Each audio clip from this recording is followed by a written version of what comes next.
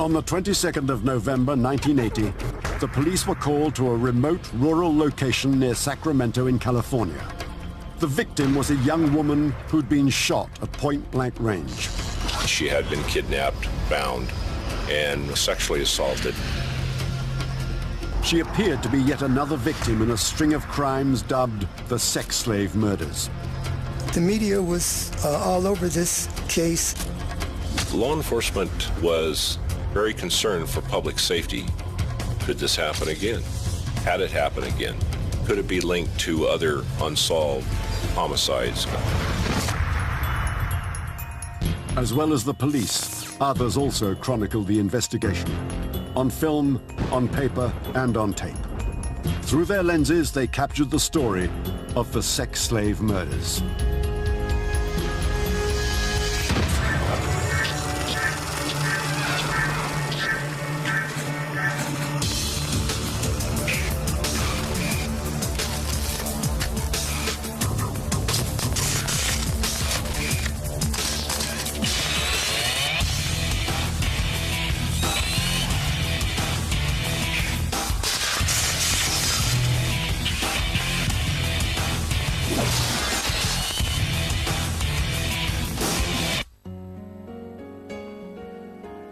June 1980, Curry County, Oregon.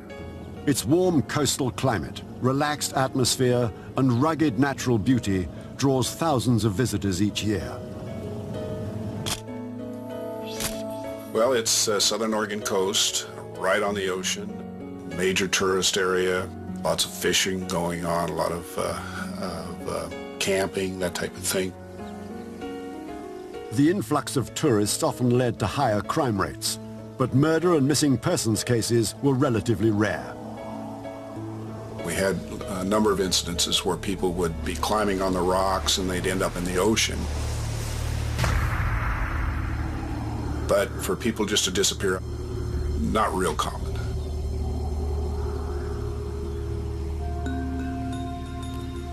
At the time, Linda Aguilar was a local resident who lived in the coastal town of Port Orford.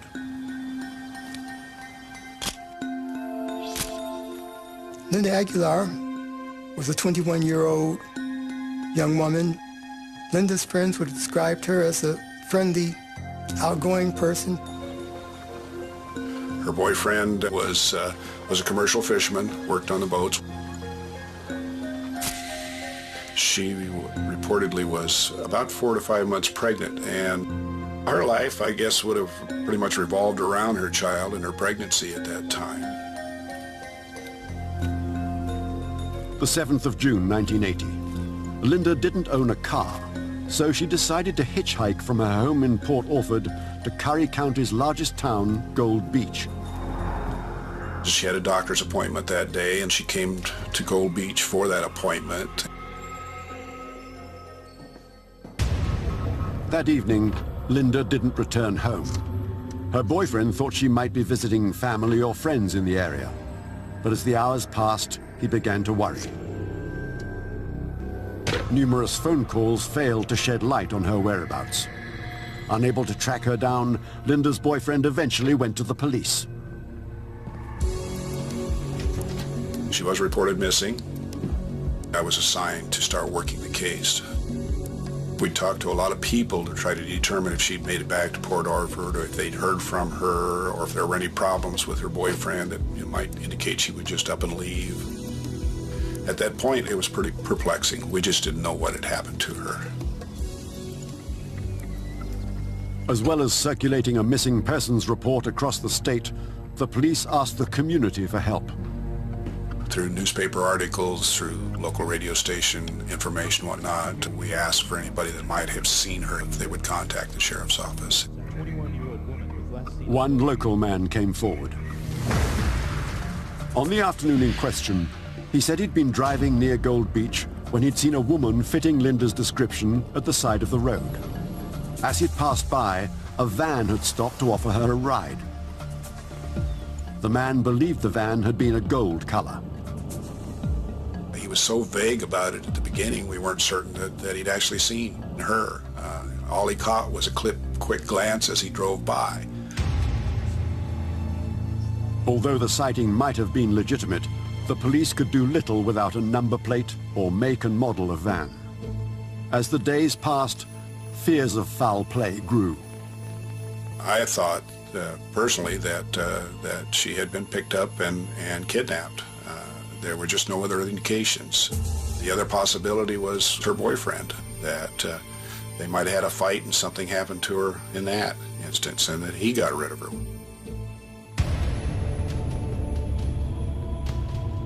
2 weeks later, 2 German tourists visiting the area were walking their dog near a popular beach. And the dog was acting funny, attracted the tourists' attention, and when he went to see what the dog was interested in and saw part of a hip and part of a foot sticking out of the sand. They quickly notified authorities that the body had been found on the beach and the person was deceased. Police tape soon circled the grim discovery. Detective Sergeant Denton helped process the scene. My role was to handle evidence, to photograph the crime scene. Every time you remove a shovel of sand, every time you touch anything, move anything around, you have to mark that and photograph it in place. The police slowly uncovered the woman's body. Nylon rope confirmed suspicions of foul play. Her hands were behind her back and her legs were untied. It was very obvious that it was a homicide or a murder case. People don't die that way without help. Only when the body was fully excavated could the police confirm an identity. By all appearances, missing Linda Aguilar had been murdered.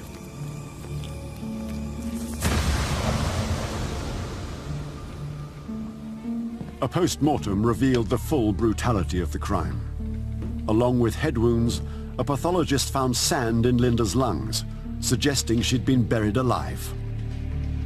Her family was shocked and in pain that their Linda had been killed the way that she had, and no explanation as to why or who may have been involved in it. For the police, the nylon rope used to tie Linda up was a possible link to the killer. The ropes were critical. The knots, how they were tied, right down to the number of strands in this particular rope. The kind of rope that was on her was frequently used for various things aboard the commercial fishing boats, which, led us towards her boyfriend at that point. We used a piece of that, went to the fishing boat that he worked on, checked the rope there to see if it matched anything that might be there. The rope did not match anything that we could find, not only on the fishing boat he worked on, but at his residence. The thread count was wrong. Also, his alibi for that period of time seemed to be pretty solid, and eventually he took a polygraph examination, which I administered. There was enough indications that he was probably being truthful that we pretty much had set him aside as a prime suspect at that point and started concentrating on the other information we had and following up on all these leads. Those leads included the possible eyewitness to Linda's abduction. The man who believed he'd seen Linda get into a van was interviewed again, this time under hypnosis.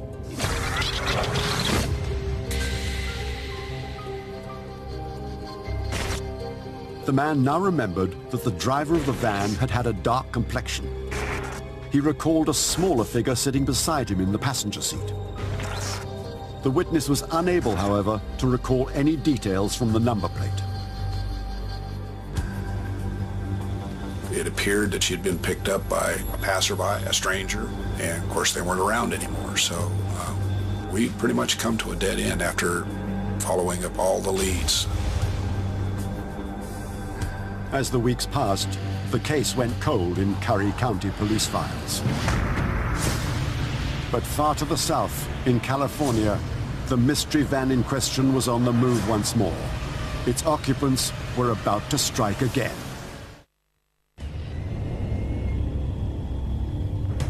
July 1980. In Curry County, Oregon, police investigating the abduction and murder of the pregnant Linda Aguilar had reached a dead end. Their only lead was a vague description of a van that might have picked her up the day she went missing. Although the case had attracted lots of local media attention, few were aware of it 450 miles to the south in Sacramento.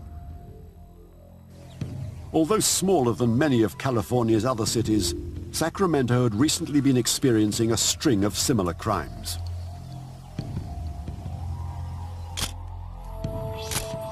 At the time, Sacramento was a large metropolitan area, but the murder rate, robbery rate, sexual assault rate in the Sacramento area was fairly high for such a conservative community. Although living in quieter West Sacramento, 34-year-old Virginia Mokel was well aware of the dangers lurking in the city. She spent many of her nights working at a local bar. She was a bartender. She was friendly, outgoing. Everybody that ever met her loved her. It was just a little friendly neighborhood bar. All the locals, you know, they were regulars, and they watched over her. They took care of her. When not at work, Virginia spent most of her free time with her children. Her hobbies mainly were her kids. They were her priority, period. There was nothing else in her life but her kids. I think she was working mainly to support us, my sister and I. She loved me a lot. I was spoiled. I remember her being just a great mom.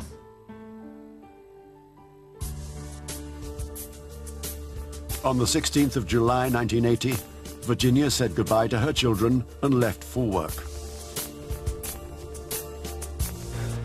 The evening went smoothly.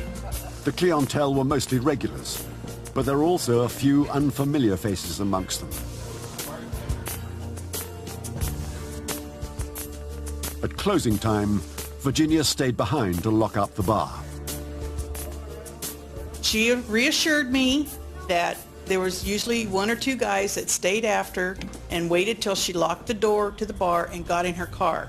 But for some reason that night, they didn't. She told them to go ahead and go, she'd be all right.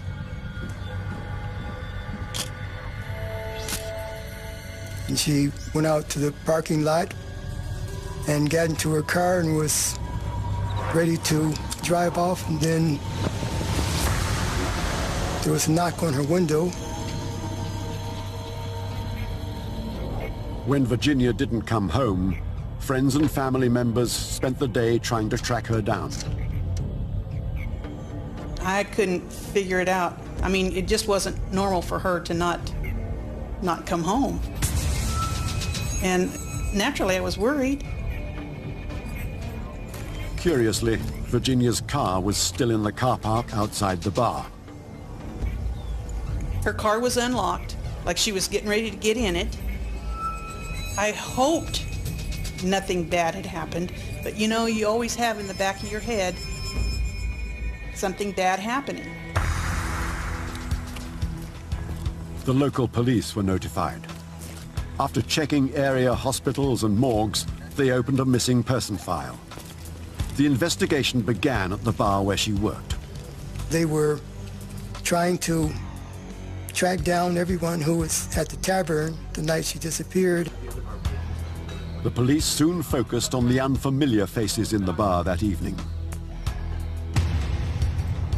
Among them was a group of men who'd spent the day at a nearby river, a traveling businessman who some locals had found suspicious, and a boisterous couple from Sacramento. The police spoke to the suspects individually by phone. Everyone's story seemed credible, and nobody was able to offer any information as to why Virginia Mokel had disappeared. As the days passed, she seemed to have vanished into thin air.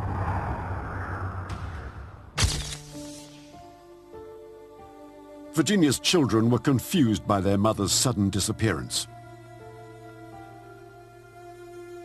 I just thought she was missing or had left.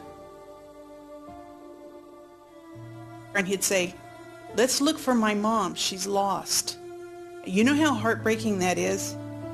When you hear a little boy wanting help finding his mom because she's lost. That's heartbreaking.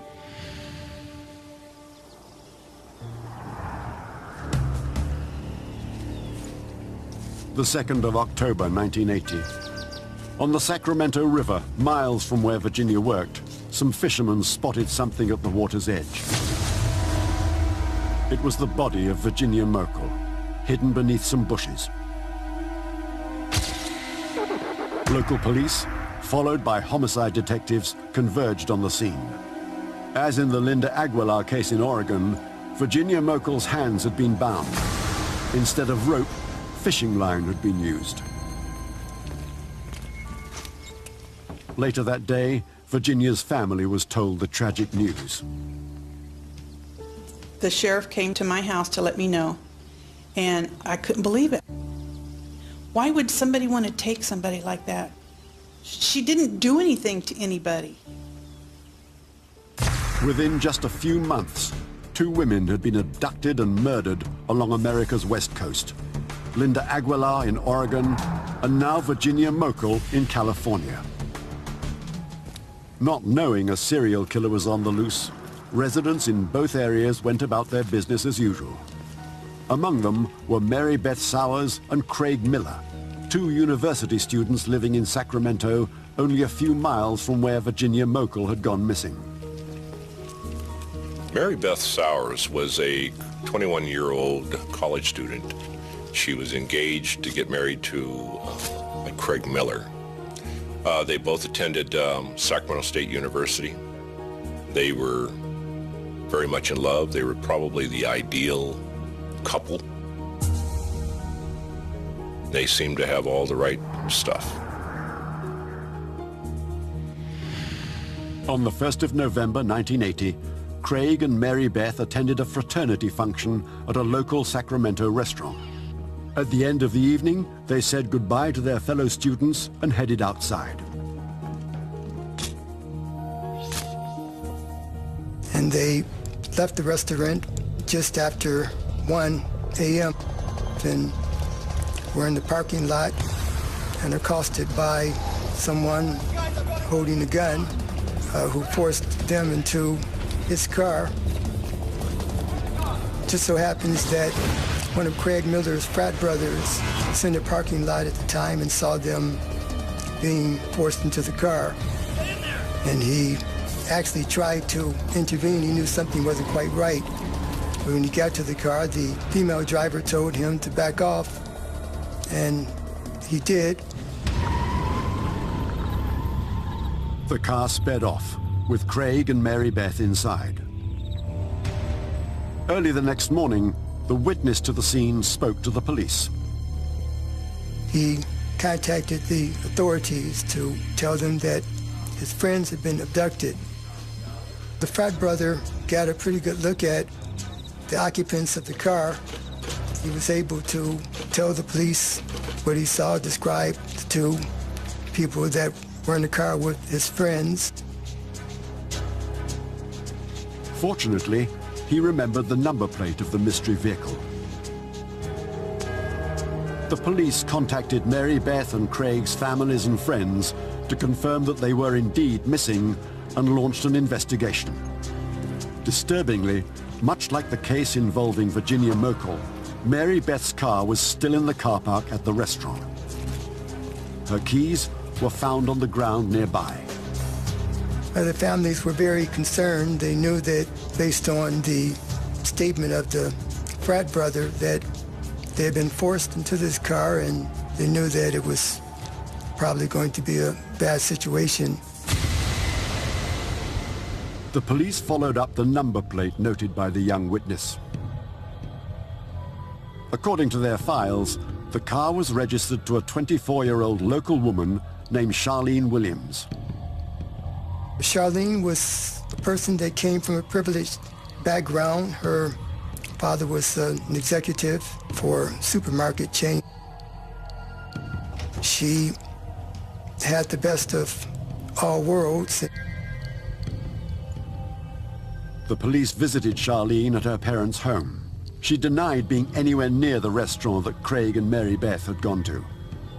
The police quietly noted, however, that the vehicle parked outside seemed to match perfectly the description given by the witness, right down to the seat covers. When pressed, Charlene explained that the night before she'd been out with her boyfriend in his car, which was also parked at the house. The police took down his number plate as well. Charlene was able to convince them that she was elsewhere at the time, and they gave her the benefit of the doubt at that point.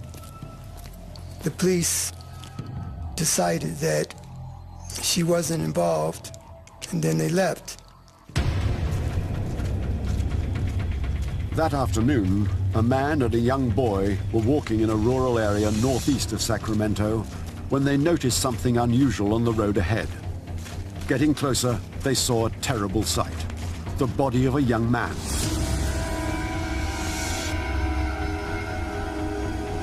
He was shot to death at point-blank range. The police arrived and identified the victim as 22-year-old Craig Miller, still wearing his suit from the night before. Once positive identification was made and his family notified, and the police then continued a frantic search for his companion, Mary, hoping she was still alive. While some officers fanned out across the countryside, others processed the scene for evidence. Nearby, they found 3 .25 caliber shell casings that corresponded to the 3 bullet wounds in Craig's head and neck. A search of the area revealed no trace of Craig's 21-year-old fiancée, Mary Beth. Now, with a clear case of murder, the police tried to revisit Charlene Williams, the woman whose car had been seen when Craig and Mary Beth were abducted. But she was nowhere to be found.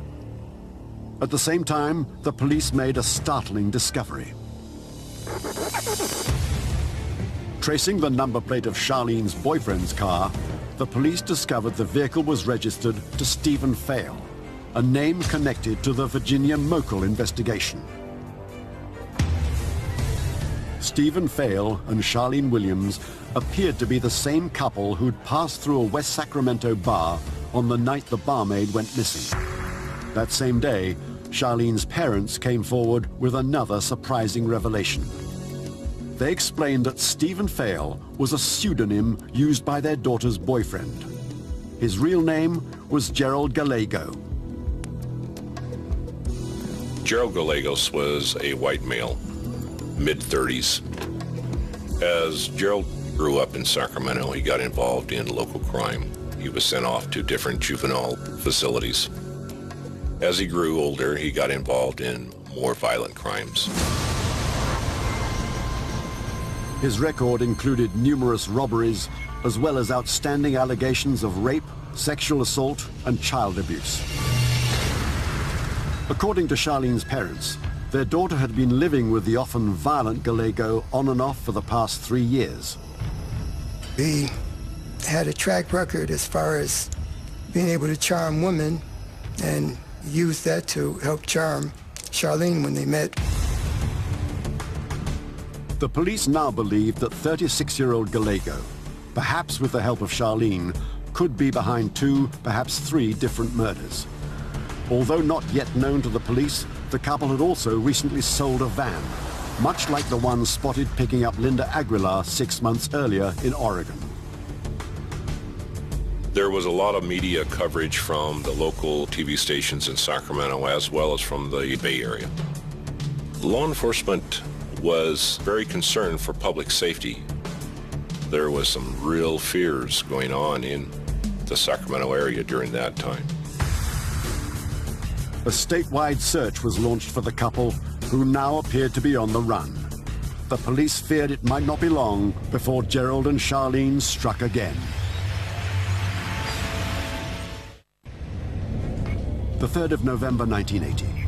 Police in Southern Oregon and Sacramento, California, were investigating the brutal murders of 21-year-old Linda Aguilar, 34-year-old Virginia Mokel, and 22-year-old Craig Miller. Craig's girlfriend, Mary Beth Sowers, was still missing. Prime persons of interest in the most recent killings were Gerald Gallego and his girlfriend, Charlene Williams, whereabouts unknown. If the police were correct, they could now be hunting a pair of serial killers. Usually, most serial killers or mass murderers act alone. They're usually come from a background where they're loners, they're sociopaths. It's very unusual in today to see a couple work in tandem together. For the police, Charlene's parents were a crucial link to the fugitive couple. Well, I believe that the parents were shocked to learn that their daughter could be involved. They may have felt at that point that if anything happened, it was because she was forced to participate from their perspective. And they hoped to use Charlene's mother to help locate them, since apparently they were running low on money at that point, and she was their one source to help them in that respect. As expected, Charlene made contact. Although she didn't reveal their exact location, she did tell her mother that they'd left California for neighboring Nevada. The conversation turned a statewide search into a federal manhunt. The FBI became involved in the case once the suspects had crossed state lines. They were on the run at that point. A day later, the police located Charlene's abandoned car in a car park in Reno. It was the vehicle they believed had been used to abduct Craig and Mary Beth. While forensic experts scoured the car for potential clues, other officers traced the couple north to Utah, before losing them again after a stop in Salt Lake City. On the 16th of November 1980, the police finally got the break they'd been waiting for. After several days on the run, Gerald and Charlene were growing desperate. They were in a motel, and they were trying to figure out where to go, what to do, whom they could trust, if they could even trust each other. And they were very low on money, and so they hoped that they might be able to get some funds from Charlene's mother to tide them over for a while. Charlene made contact once again. The couple had apparently made their way from Utah to the state of Nebraska. Her mother begged her to turn herself in, but also agreed to send money to a specific location in the city of Omaha. Fearing for her daughter's safety, Charlene's mother told the police the plan. The 17th of November 1980, 11 a.m. In Omaha, Nebraska, plainclothes FBI agents took up positions both inside and outside a money transfer business. 20 minutes later, they spotted their prime suspects. Gallego kept his distance down the street while Charlene went inside alone. As she approached the teller, she was placed under arrest. Around the same time, officers outside moved in on Gallego, taking him into custody.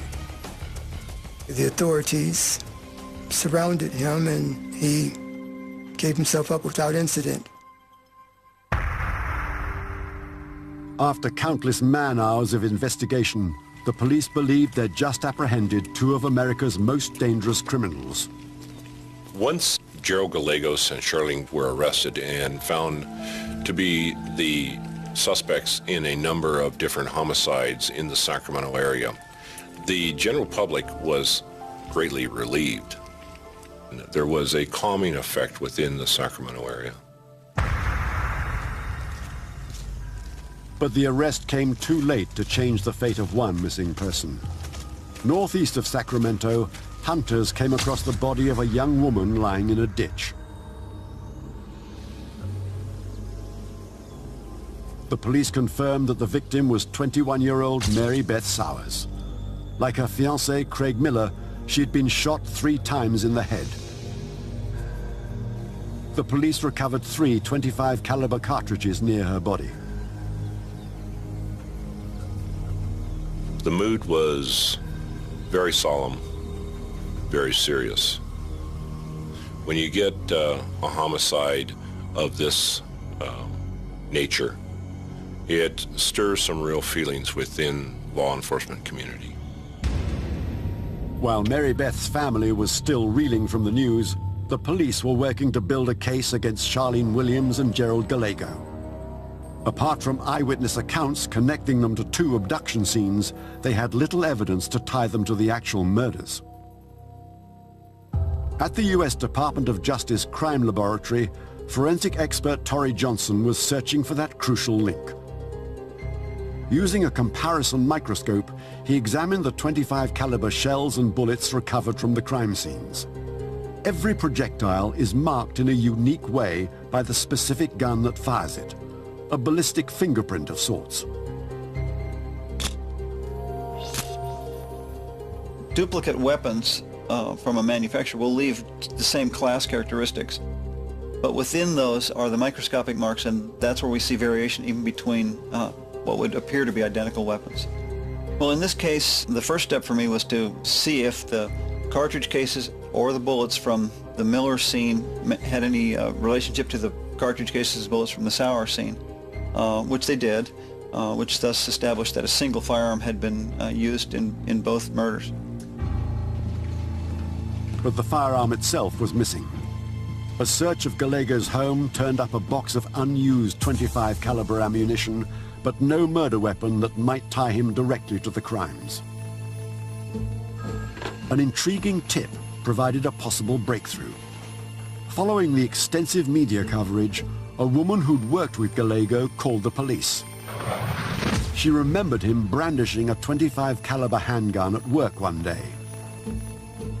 I understand that Gerald Gallego was working as a bartender, and there was apparently somebody who had fallen asleep at the bar, and Gerald was going to, perhaps showing off, was going to scare him. And he said to watch this, and he fired the gun to scare the guy. And of course, that left the bullets in the ceiling.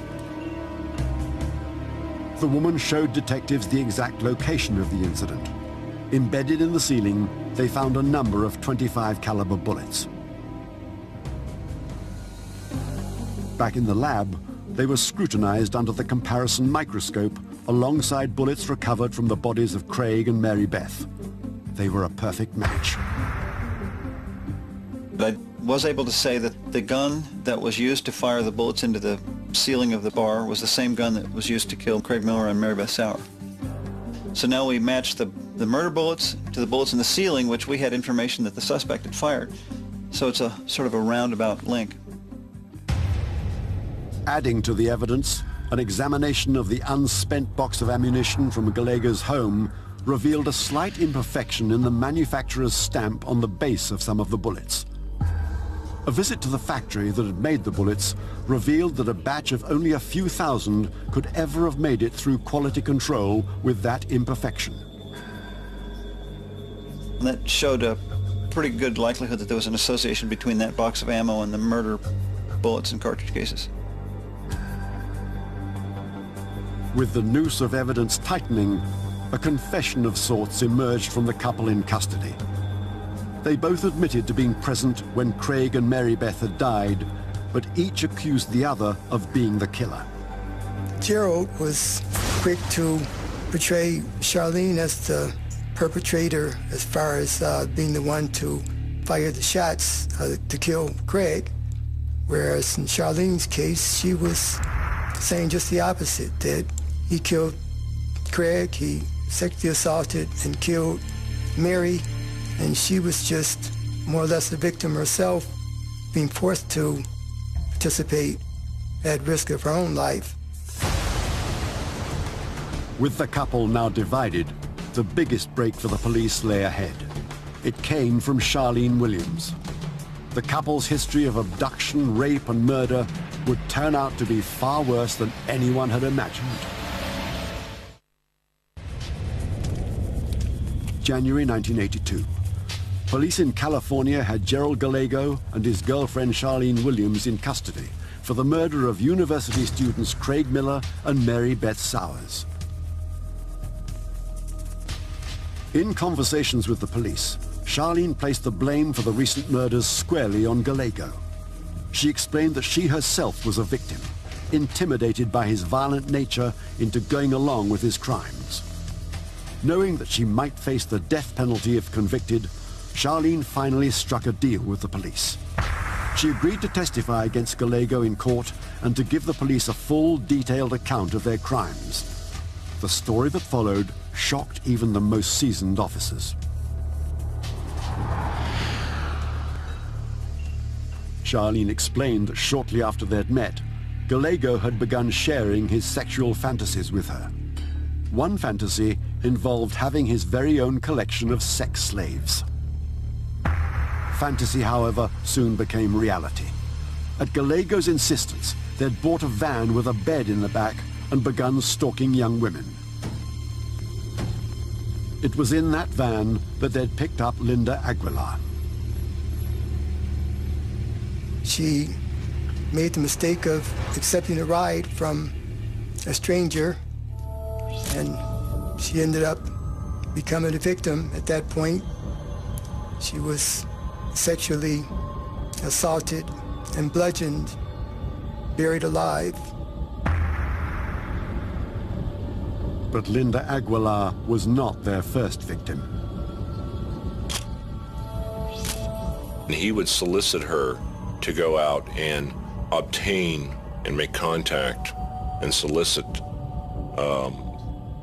young women from different locations. 2 years earlier, in September 1978, Charlene had approached 16-year-old Kippy Vaught and 17-year-old Rhonda Scheffler at a Sacramento shopping mall. Charlene was able to lure the young women through offering them marijuana.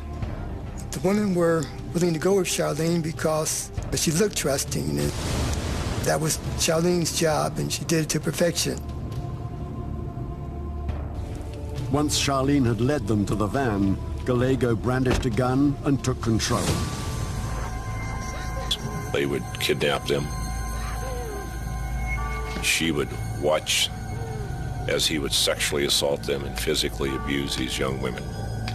And eventually, he would leave her in the van, take these females off into remote areas and kill them and dispose of their remains. In June 1979, the couple struck again. They picked up 14-year-old Brenda Judd and 13-year-old Sandra Coley from a county fair in Reno. The girls were raped, then killed.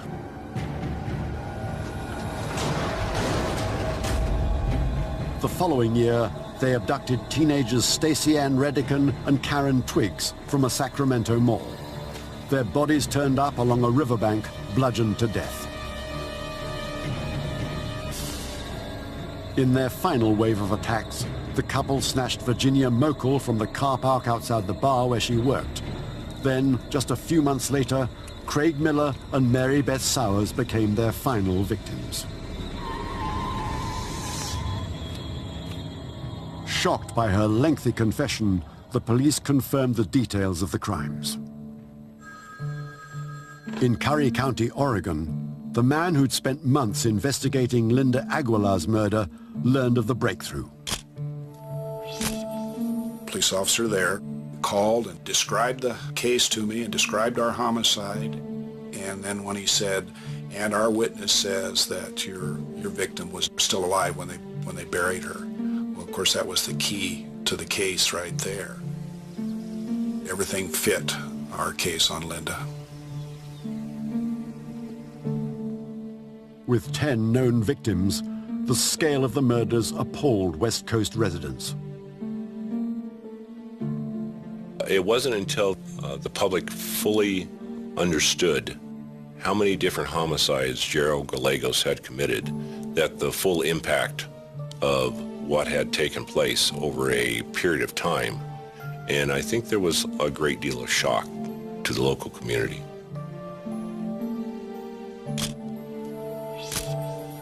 I felt for the other families because I know what they were going through. It's a shame that so many people have had to suffer.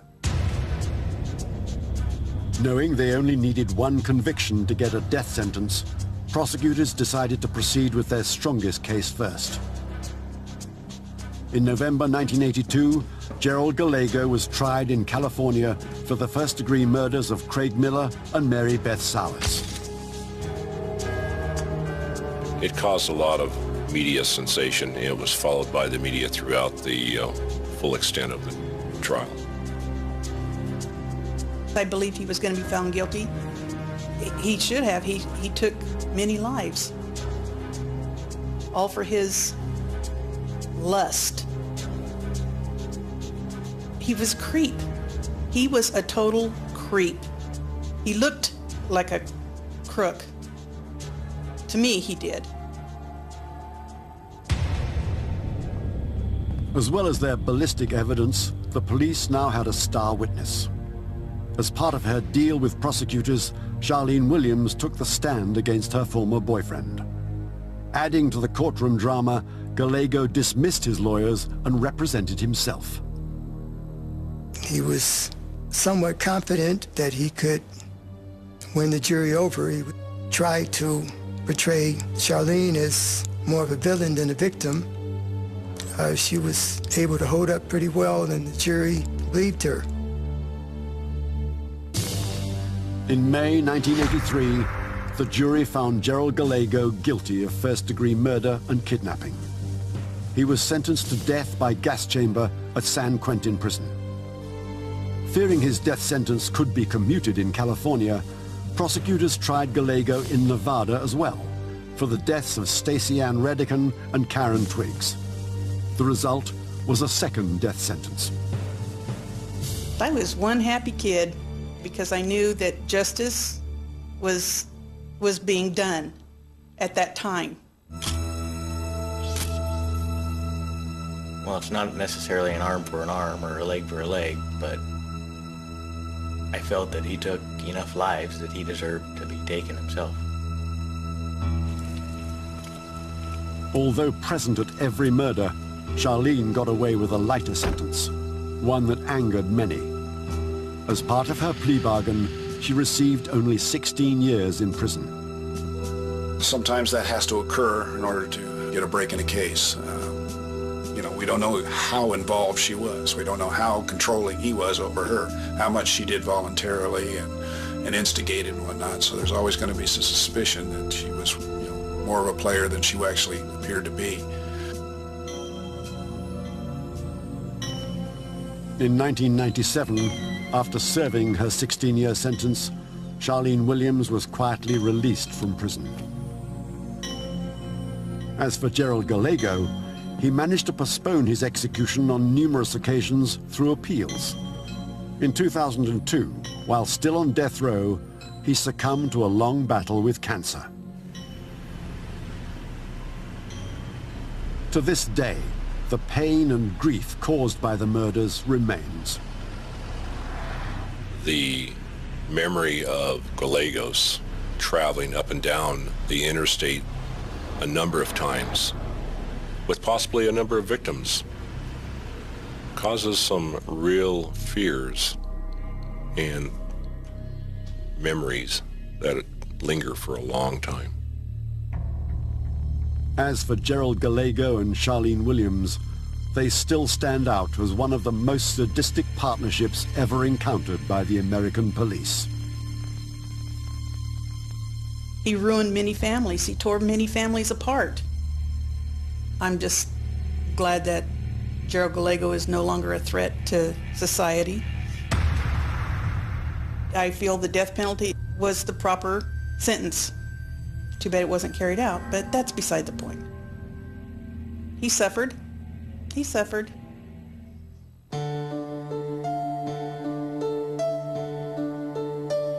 Next, Partners in Crime continues with the official biographer to the Kray twins, Mr. Television, Fred Dinage. He shows us the rivalry, the underworld of the 60s and honour among thieves that was their world. After the break.